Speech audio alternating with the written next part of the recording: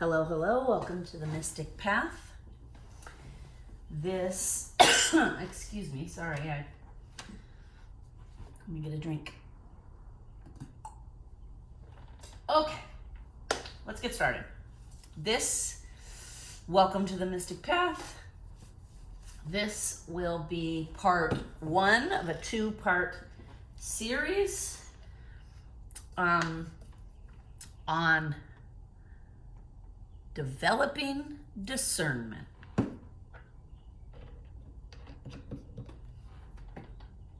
Okay. If you have not yet seen it, I just uploaded the full moon in Capricorn, July 3rd, chit chat and card pull and reading. And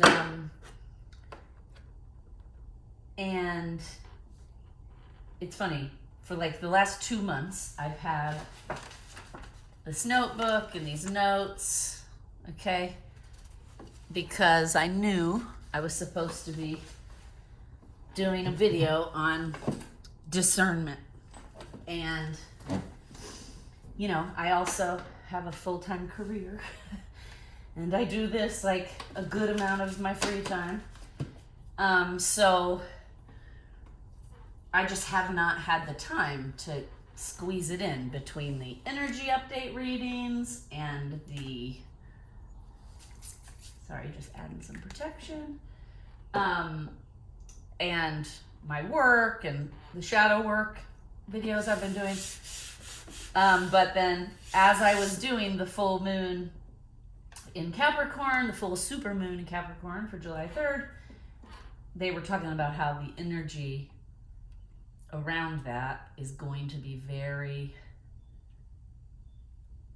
supportive, and it'll be pushing us to develop our discernment, to use our discernment. And so it's funny, I was in the middle of that video and one of my guides was like, when you're done with this, it's time to film those discernment videos. So this is going to be a two-parter. Part one, there are 11 things we're going to talk about that help you develop discernment. In part one, we're going to cover the first 5, and I'm going to talk a little bit about discernment in general. And then in part 2, we're going to cover the next 6. So please like, share, and subscribe. Comment below if this resonates. I always love to hear from everyone. And I do want to start trying to grow the channel so these messages can get out to more people.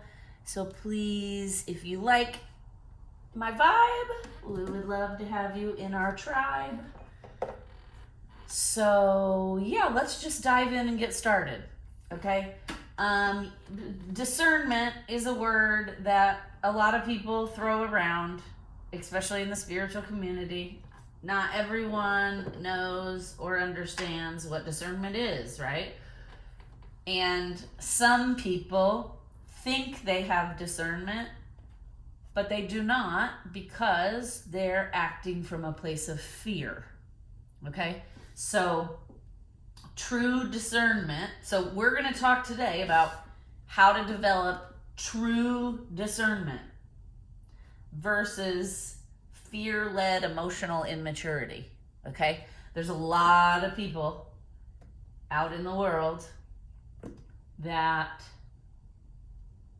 are in their ego and think that they are enlightened and they have discernment and they think they're ready to be in a place to be teaching to others about these concepts. And what they're really doing is operating from fear and spreading information from a fear-based way of thinking, okay? Listen, humans are not perfect, especially when they think they know something that other humans don't, right? We've all done it on our spiritual journey. We start to feel better. We're like, oh my gosh, I have this all figured out. I'm going to go out and help other people. but we're not healed enough or far along in our own journey to be disseminating information and guiding and coaching and helping people who are starting on the journey, right? So, and I use myself as a perfect example, okay? Because I did this too. In my 20s, when I first got on this journey, I was deep in depression. I started, I met someone who helped get me on this journey and helped me start to understand the things I needed to work on. And then I slowly started working on myself, right? Well, after a couple of years, I was feeling better. But I was not healed by any means, okay? But because I was feeling better, it's like you get this euphoric feeling kind of, and you're like, I'm feeling better. Why don't we share, why doesn't the world share this information? Why aren't we taught this stuff? I'm gonna start helping the people around me. And then you start trying to give advice and help and guide and, the people around you. When truth be told, you are in no position to be doing that yet, okay? And I say that as someone who did it, right? I think it's almost part of the journey where we do that, and then later on we realize, oh my gosh, I was doing that from ego the whole time, and I wasn't even far enough along in the journey or informed enough myself to be helping others yet, right? I described it because somebody the other day was saying to me, because their psychic gifts are starting to develop, and I've had mine for a couple of decades now. So she was asking my advice. And she was like, I keep getting these messages in and I'm just telling people whether they're for them or not. Here's your message. And then she was like, I think I'm scaring people away or it's freaking them out. And I was like, well, yeah, because how would you feel if if a stranger just walked up to you and was like, I have a message from your dead ancestor or whatever it is, right? It would be off-putting a little bit, okay? So I was trying to explain to her, I was like, first of all, it takes a while to learn your gifts and understand your gifts and discern what information you're supposed to be sharing and what messages are just for you, right? We all are in different places on this journey of growth. Every single human is on a different place of the journey, okay? So I might be getting messages in from my spiritual team that are meant for me on that day in that circumstance of my journey, okay? That does not mean that message is for the whole world or even for anyone around me, okay? Then there are times when there are messages that come in that I put on the channel and I talk about, right? Because I feel like they're messages that will help more than just me. But it took me years to figure out and learn to discern what I was supposed to share, what I wasn't supposed to share, right? I had a dream once in my 20s that the person I was working for had a heart attack and died. And then 4 days later, he had a heart attack. He did not die, thank goodness, but he did have a heart attack. Now, imagine if the day after I had my dream, I went into work and I was like, you're going to have a heart attack in 3 days and die, right? That would have freaked them out. And I was still beginning on my journey, so I wasn't even sure if that was just a dream or if that was a message, right? So the first thing I want to say is if anyone is here watching has what they think are gifts, psychic gifts, intuitive gifts, okay, or abilities, the first thing I want to say to you is you must pause, okay? This is how I explained it to my friend. It's like a puzzle. Sometimes, actually, all the time. Messages come in, and each message is like a different piece of the puzzle, right? And sometimes you don't know what the entire point of the message is or the tone of the message is, until you have like half of the puzzle filled out, right? You can't see what the puzzle's gonna be when there's only just one or two pieces there, right? So imagine if on the first piece that comes in to the puzzle, I ran out and started telling everybody about it. And then by the time the fifth or sixth piece came out, I start to see the full picture and I realize, oh no, I misinterpreted that first puzzle piece, that first message. I misinterpreted that. I started telling people something that's inaccurate because I didn't pause and wait and try to let the puzzle unfold for me, right? So that's the best way I can describe it, is when you're having intuitive messages and intuitive psychic gifts or visions or flashes of impressions of things, right? The first thing you have to remember is we all have free will. So just because you see it doesn't mean it will happen exactly like that. Okay? My guides told me once, there are about 5 possibilities to every circumstance, right? And depending on which timeline possibility the human goes down is all dependent on what the human does with their free will. Okay? So that's the first thing. The messages you get might not be exactly the way it happens, right? Just kind of like how I had the dream that he had a heart attack and died, and then in reality he had a heart attack but he did not die, because some free will choice in that circumstance chose the outcome timeline that wasn't the heart attack and die, it was the heart attack and live. Okay? So that's the first thing we need to talk about when we talk about discernment, is sometimes we have to sit with things and sleep on it and think about it before we really fully understand what the message or vision or impression or intuitive feeling means. Okay? And especially in the beginning. I wish I had somebody when I was in the beginning tell me some of the things I put on this channel. And that's why I started this channel, right? But it's important to note, I was on this journey for about 15 years before I ever started putting information out there to help other people. Because I was not ready. I was not healed enough. Okay? If I didn't have myself mostly mastered, like 90% mastered in my daily life, you have no business trying to help others or teach others.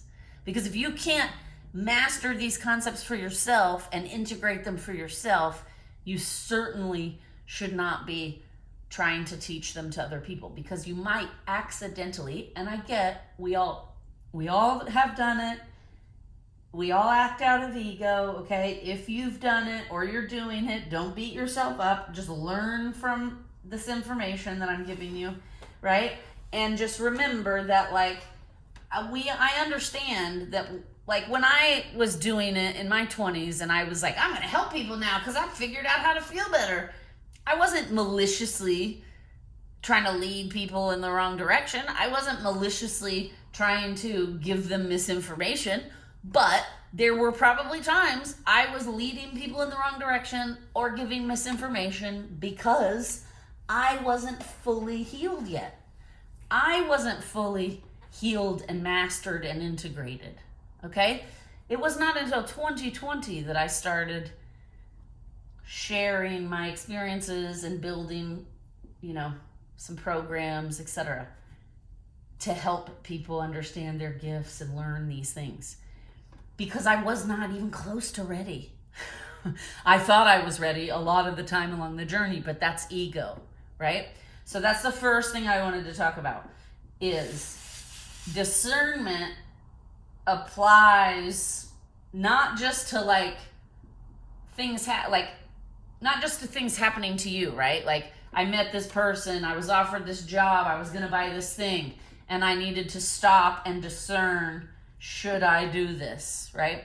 It also applies to you giving advice to others, getting involved in other people's karmic situations, right? We all have karmic situations. Every single human has karma based on how we act and we be in the world, right? And you can actually take on somebody else's lessons in karma by interjecting and getting involved in a situation that you're not meant to get involved in. Okay, so discernment applies to that as well. Like if you're about to give somebody a message that you think is for them or advice that you think would help them, you need to take a minute and discern before you get involved, before you intervene, right?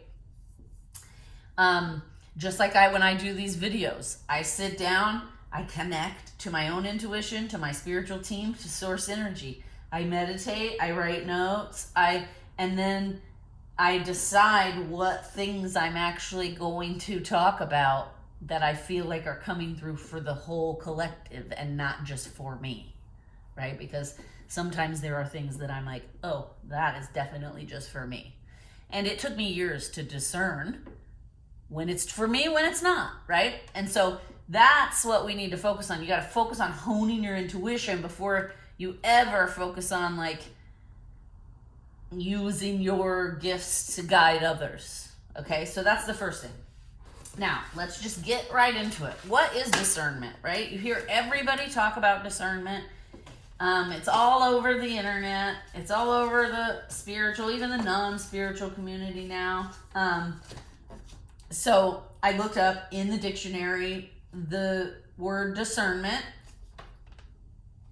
It's a noun. The ability to judge well. Okay, and then the second little definition here says in Christian context, which is religious, the absence of judgment with a view to obtaining spiritual guidance and understanding. Okay, I mean, for being the dictionary, I'm sorry, but I don't think either one of those definitions truly cover it. So I found this, which I think, I found two things here, which I think do better. And then we're going to talk about all the information I've channeled like a month ago. You see what I mean? I channeled all this stuff over a month ago, and I did not just do a video the next day, right? Because I needed to sit with it. I needed to make sure that these are messages for the collective. And today was confirmation when I was doing that other video, and they were like, it's time now to put out the discernment video, right? So, okay. So, discernment is the ability to perceive, understand, and judge things clearly, especially those things that are not obvious or straightforward. See, that's a better one, I think. That's a better definition. Also, this is a good thing I found. Discernment is the ability to sort between a host of options and pick what is good. It carries the idea of judging the merits of something, being able to distinguish between good and bad and what is best. It does not change the challenges we face. It changes our abilities to face them. See, that's a good one, right? Okay, so those I thought were two things that kind of covered overall. What is discernment, right? All right, I do want to call in some galactic energy because, interestingly enough, all of the cards that wanted to come out for this discernment video is all pretty galactic. Okay, we have this Sun deck, the Oracle of the Radiant Sun. We have the Archangel Metatron Self-Mastery Oracle by Amanda Ellis. We have the Starseed Oracle by Rebecca Campbell.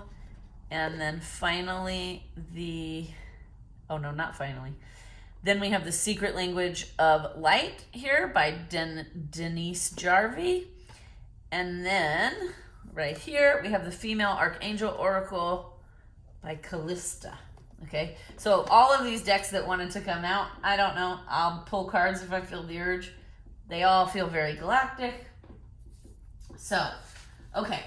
So, discernment, I just said earlier, is not done from a place of fear. Okay? The act of discernment comes from a place of stability and confidence. And that's why this series is called Developing Discernment, because there are things we need to do to develop this, to hone this, okay? Having discernment is no different than having intuition, than having a talent to draw, right? You have to hone the skills. You have to practice the skills to get better, right? You don't just, I didn't just wake up, well, I kind of did, but I didn't just wake up one day at the level I am of an artist today after being in my career for 25 years, right? Of course not. I thought at the time I was just as good. But now I look back and I see, it's funny because I'll compare work I just did like a week ago or a month ago to work I did like 2 decades ago or 10 years ago. And I put them side by side and I'm like, wow, I have improved so much. I have grown. My skills have gotten honed and so much better, right? But there's nothing wrong with the one I did 10 years ago. It still is good in its own right. But you can see that there's a progress because it's something I practice every day. It's something I try to get better at, right? I try to hone. Discernment is the same way, okay? We have to hone it. It's going to be a skill. And the reason why discernment is so important is because without discernment, it's easy to be led by other people's thoughts and opinions, and it's also easy to be deceived. Okay? So, the state of the condition of your soul will affect your ability to discern. For example, if you drink or do drugs all the time, you're numbing and confusing your body, right? Putting an outside influence into your body. So your discernment's not going to be very good because your faculties are not going to be crisp and clear. You're going to be under the influence of something, which will affect how you think, how you behave, right? Which will also affect your judgment, how you discern. So that's why, think about it. And I just know from speaking from experience, in the past, when I used to drink too much in my 20s, I made some very bad decisions while drinking. Hello, duh, right? Those two things go hand in hand usually. And that's because you can't discern when you're under the influence of anything. Manipulation, alcohol, drugs, right? Greed, gluttony, okay? So that's why we have to do our work and we have to heal our childhood traumas and work every day on growing our intuition, on growing and evolving as humans, right? So because we need our soul to be in tip-top condition so that we can discern properly, so we can stay in alignment, so we can not be so reactive, right? This is why we do the work. So if you haven't seen, there are tons of videos on my channel. Go back and watch anything that you feel drawn to. Also, there are a few playlists. One playlist called Videos for Growth and one playlist called Shadow Work. Both of those are great playlists and have all kinds of videos on like how to do shadow work, how to start working on ourselves, how to keep our soul in tip-top shape, right? So if you need to go back and watch any of those, please do. Because again, you can't just develop stellar discernment if the rest of your house is a mess, right? Okay, so yes, part of discernment is learning to trust your intuition, your connection to the universe, whatever you call it, the universe, spirit, God, source, Allah, okay, Ra, whatever you call it, that's part of it. You have to practice. You have to hone those connections because those connections are what bring you the messages that help you discern, right? So if you don't have a good connection with your own intuition and soul, you need to start working on that. If you don't have a good connection with nature, the universe, God, source, whatever you call it, you need to start working on that, right? Okay. And then this I think is very important, and then we're gonna hop into the first 5 things. Okay. Once discernment is mastered, you can interact with the world around you from a place of confident engagement because you are then unaffected by its influences, right? All those things I mentioned a second ago. Greed, sloth, gluttony, whatever it is, addiction, whatever it is, whatever the influences of the world are that try to sway and manipulate humans, you're immune to those things once you've really mastered and developed your discerning skill. Okay? So, again, discernment really is going to rely on you knowing and understanding what is your own truth. Who are you? So if you have trouble discerning, you're going to really want to work on the sacral and solar plexus chakras. All right? And it goes without saying, you can't master the sacral and solar plexus chakras until your root chakra is healed, cleared, operating properly, and strong. Okay?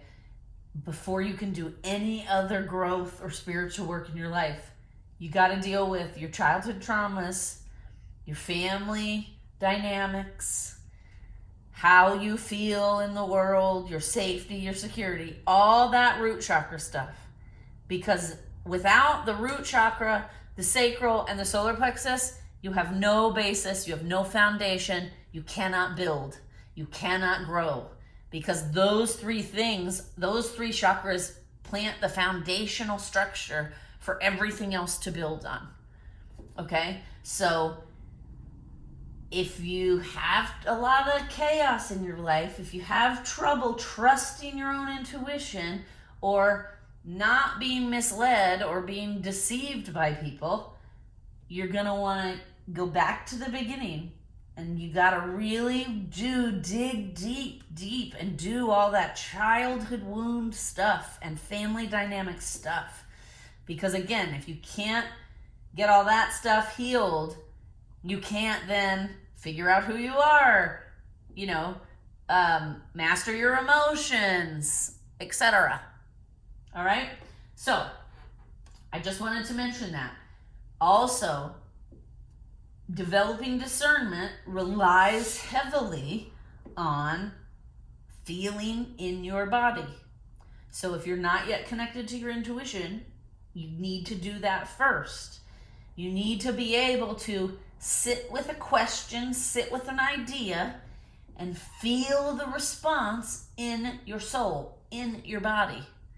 If you cannot do that, you're going to have to work on that first, because these 11 things we're going to talk about for developing discernment, you have to be able to hear your own intuition in your own body. Okay? All right. The first thing to develop discernment: observe and study patterns. Okay? For some reason, I'm feeling like we need to pull an Archangel Metatron self-mastery card here.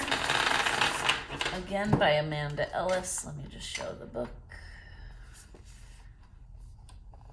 Also, the sprays I sprayed earlier, these are also by Amanda Ellis, the essential oil sprays. So, there we go. All right. Number 1, observe and study patterns. Metatron, what do you want to say about observing and studying patterns? Oh, okay. Shine on, number 44. And 4s are about foundations. Okay. Right away, I'm noticing, you see this big old rock? This is the foundation I'm talking about, right? You got to build yourself a strong foundation so that nothing can rock you. Nothing can tear this down, right? You see all these waves? They can't tear this rock down because it's too sturdy. It's too stable, right? That's where we want to be. Okay, so the first step 1 to developing discernment, observe and study patterns.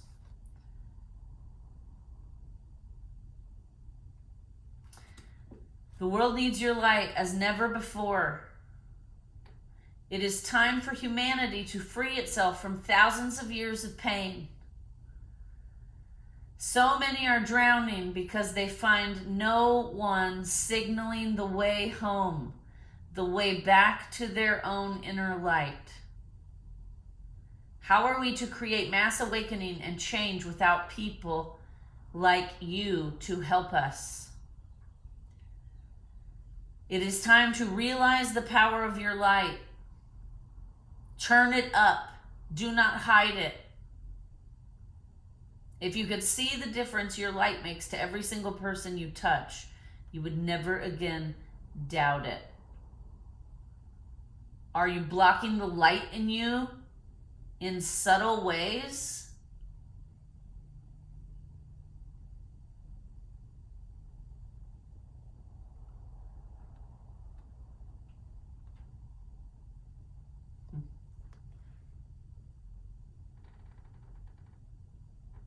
You have a role just as much as anyone else.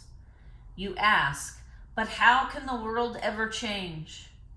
It is by each person doing their individual work and shining so brightly that eventually the darkness diminishes. Okay, I'm starting to understand. This card came out, observe and study patterns, okay? Observe and study the patterns in your own life to see if you're blocking your own discernment. All right? Number 2, do not take things at face value. All right? Don't just believe something someone tells you. In the full moon video that I recorded before this, interestingly enough, I told a story that goes with this the second step to developing discernment, not taking things at face value. Okay, here's a perfect example.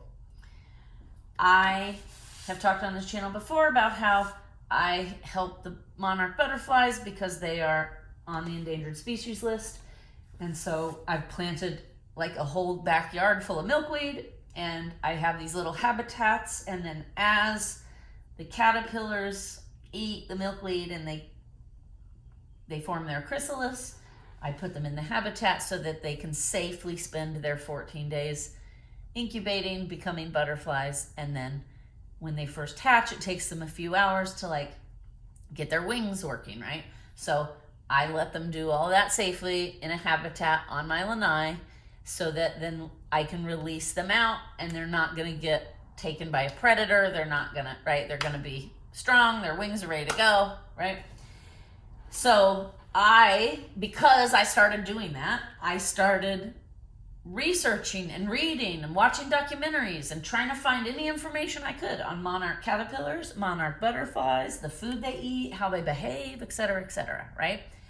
And interestingly enough, I was talking to one of my neighbors the other day, and he is trying to tell me, oh no, they'll eat more than milkweed. They eat all kinds of stuff. And because I had done my own research and learned for myself the facts, I knew what he was saying was incorrect. So I was not misled by him because I did not take what he said at face value, because I had done my own research and found on my own what he was saying was incorrect. Okay? So that's what we're talking about here. Okay? Not taking things at face value means don't just believe what everybody tells you.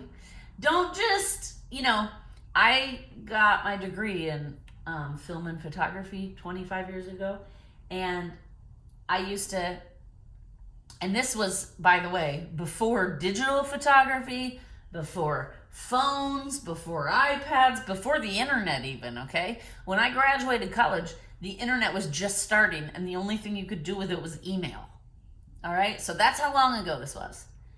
And people had a belief back then that if there's a photograph of it, it has to be real, because photos don't lie, right? And people still kind of do have that belief. But I used to have an instructor that always used to say, don't get caught up in that, because photos do lie. Because there were lots of ways, even before computers and Photoshop, there were lots of ways to manipulate photos in the darkroom. You could take two negatives and splice them together and make it look like two people from two different photos were sitting together at a table when they weren't really, right? So that's kind of what I'm talking about here. Just because you see it does not mean you should believe it. You need to research, ask questions. If something feels or seems off to you, then you look into it. Don't just take things at face value. Oh, well, I saw it on the news. Well, that doesn't mean it's accurate. That could just be somebody's opinion or somebody's agenda, right? So number one, observe and study the patterns in your life. Number two, don't take things at face value. Number three is what I was talking about earlier. Pause, reflect, take time to pause and reflect. Don't make snap decisions of things. Sleep on it. Research. Don't just, I feel like doing that, I'm going to do it and jump in blindly, right? That's not using discernment, right? It's always better to study, observe. Like, as a graphic designer, lots of people think, oh, you just sit down and you start designing. And, I can't tell you the number of college kids that have worked for me right when they come out of school, and they're like, why am I having to do all this? I'm here to design. And it's like, design is 20% of the job, right? Like, if I'm going to design a website for somebody, the first thing I do is I start researching other websites in their same industry. So I can see, like, what are the standards? What do all the other websites of their competition look like? Because how do I know how to set them apart if I don't know what the competition looks like, right? So everything in our world and life, we should be taking time to pause, to reflect, to think things through. All right? That's number three. Ooh. Interesting. Number four is red flags. The only reason I say that's interesting is because for some reason I thought I saw a card. Maybe not. For some reason I feel like I have a card deck that has a card in it that says red flags. Anyway, okay, red flags. look out for the red flags. Okay, this one is pretty simple. If you meet a guy and he's wearing a red wedding ring and he's telling you from his mouth, oh no, I'm not married, I'm single. But you see that he has a wedding ring on, or you see that there's like a tan line, right, where the wedding ring used to be or was 10 minutes ago before he took it off and left it in his car, right? That's a red flag. You pay attention to that. Red flags exist to warn us so that we don't make a bad decision or we don't make a mistake that could be irreparable. Wow, it's funny. I'm getting tongue-tied there. Okay, so that is very important. We have to pay attention to the red flags. Here's another example. I know someone years ago. She married somebody who was like on his 5th marriage. And I said to her, you don't think that's a red flag? She's like, no, because he married 4 like crazy women before he met me. And I was like, oh my, right? She was ignored. That was a huge red flag that she was just refusing to see. Okay. In college, I met this guy and I'd only been on one date with him. I was in the dorms in college and it like got around whatever that I'd gone on this date. And then 2 other girls from my dorm came to me and was like, please be careful with this guy. They came to me separately at 2 different times, right? That's a red flag, a giant red flag. If 2 women independently on their own came to me to warn me and then told me very similar stories about how he was abusive with them and how he treated them, those are red flags. So I noticed, I was like, okay, these are huge red flags. And I never went out on another date with the guy because I was using my discernment. Okay, so you get what I'm saying. There are red flags all over the place. There are always warnings if you're paying attention.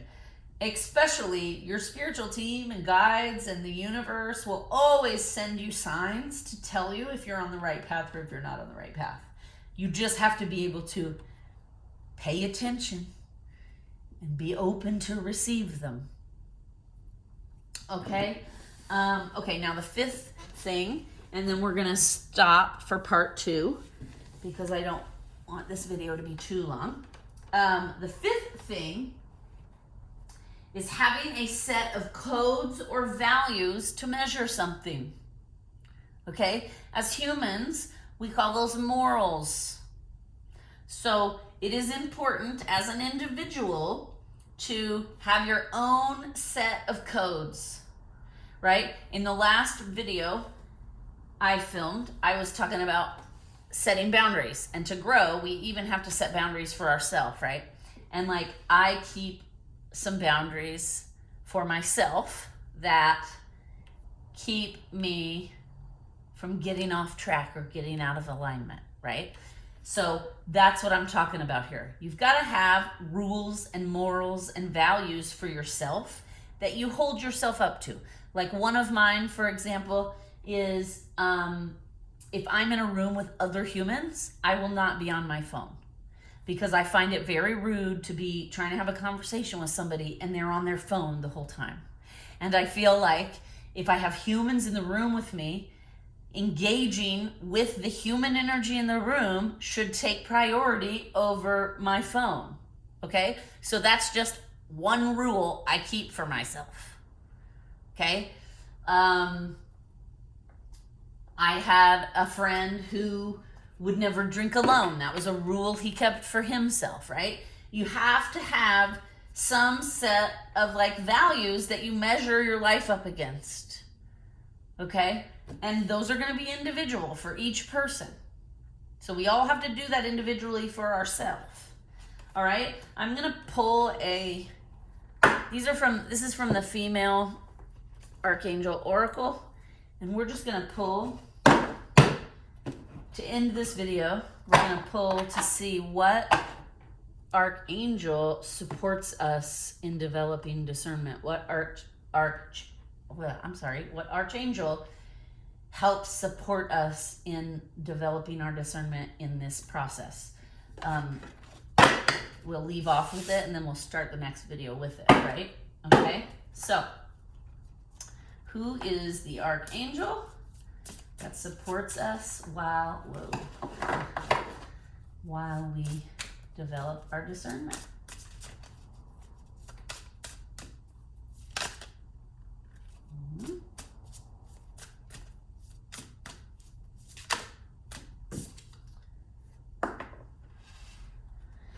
Interesting.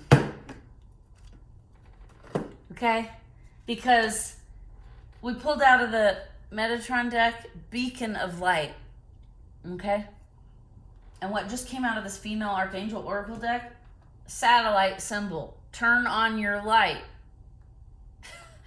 So basically, what both of these cards are saying is we need to go inward. We need to go inward. We need to connect to our own intuition. And this is how we work on developing discernment.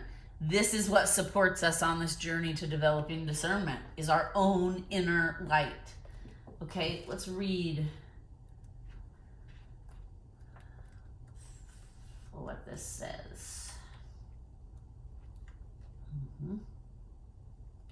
Okay, so that's, you can't make this shit up, right? Beacon of light, shine on. Turn on your light. All right. You are here to play and remember all that you are. Activating your light will guide the way. The satellite symbol, integral to angel healing, carries the vibration of Archia Virtue and Archangel Raphael, known as the heavenly light switch. Okay, well, so those are the angels supporting us on this journey. Archia Virtue and Archangel Raphael, known as the heavenly light switch. It's used to enhance the flow of angelic healing energy to come into the body and fortifies all forms of spiritual connections. While angels are here to support you in life, they want you to enjoy the fullness of being self-empowered too. The only difference between humankind and angel kind is that angels are non-physical. Once you've attuned to the satellite symbol, you can use it to turn up the flow of angelic light. All right, I'm gonna hold this here, stare into the symbol, invite in Archia Virtue and Archangel Raphael. Use this satellite symbol for blessing water, food, medicines, skincare, hands-on healing, illuminating the root cause of dis-ease, and strengthening channeling abilities. It says, draw this symbol over sites of discomfort on your body. Carry this symbol with you so that you can find understanding and release and transform any blocks holding you back from letting your light shine. Okay, here is a healing thing you can do. Okay, draw this symbol and then lie down and place the symbol on your heart. Set the intention that you're ready to attune to the satellite symbol so your consciousness blends with your inner light. Sense the symbol moving into your heart. It begins to spin, radiating its transformational light into you until it dissolves and becomes you. Breathe deeply. Sense the symbol expand until its central dot aligns with your third eye, and the first horizontal line aligns with your heart. The base of the symbol extends down into your Earth Star chakra, and the top of the symbol illuminates around your higher chakras. Place your hands on the part of your body you'd like to bless or give healing to. Relax and enjoy the flow of angelic light. Breathe deeply and slowly to integrate positive changes. Talk to any ailments or blocks in your body to understand why they've presented themselves and what needs to change to reinstate health in these areas. When you're ready to end the healing, sense the satellite symbol dissolves back into your heart. Thank the angels to close. Here is a mantra that will help you develop your discernment. Say aloud 3 times with your hands on your heart. What a gift to be awake and know that I can tap in, tune in, and turn on to the fullest expression of who and what I am in every moment.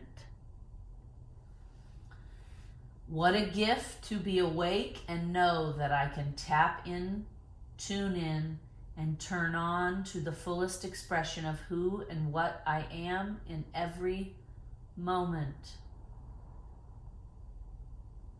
What a gift to be awake and know that I can tap in, tune in, and turn on to the fullest expression of who and what I am in every moment.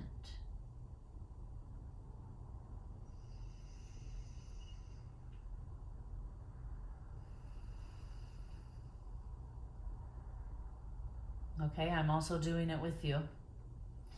So we're going to leave part 1 there. Tune in for part 2.